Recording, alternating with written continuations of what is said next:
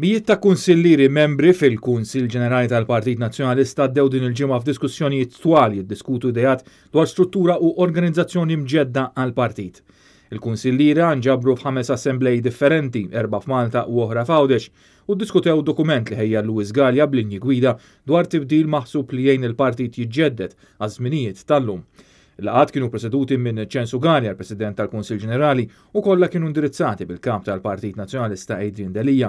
Preżenti wkoll kien hemm is-Segretarju Ġenerali Francis Zamid Dimek. F'Lulju tas-sena li għaddiet Luis Galea kien ġie inkarigat mill-kap tal-Partit Nazzjonalista u l-Kumitat Eżekuttiv sabiex jigwida proċess ta' riforma u tiġdid fil-partit.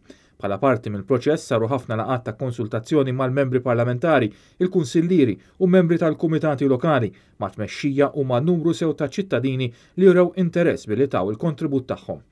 F'kummenti ma' Net News, Luis Galea qal ir-riżultati ta' dawn l-assemblej kienu inkoraġġanti u kien sodisfatt anke bil-proċess innifsu. Għal sigħat sħaħ kuljum matul din il-ġimgħa kienu qed jiltaqgħu il-membri tal-kumitati u l-kunsuliera dawk li qegħdin fl-ogħla organu tal-Partit Nazzjonalista u kienu qed jiddiskutu x'għandna nagħmlu, kif għandna nbiddlu, x'inhuma l-aħjar soluzzjonijiet biex konna partit iktar organizzat, partit li qed jirrispondi għal bżonnijiet tal-poplu tagħna fis-sitwazzjonijiet tal-lum.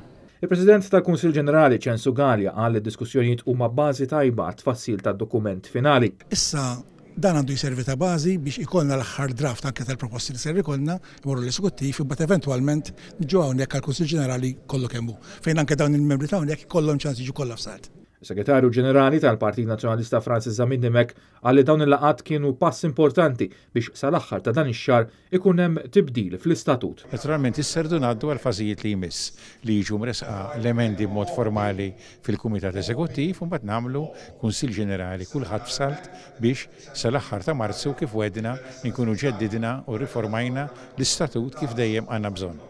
Wara dawn il-laqgħat issa se jiġi finalizzat l-ewwel abbozz tal-istatut tal-partit biex jiġi eżaminat mill-Kumitat Eżekuttiv li min-naħa tiegħu jipprepara abbozz finali għal konsiderazzjoni tal-Kunsill Ġenerali l-ogħla organu tal-partit bis-saħħa li jbiddel l-istatut.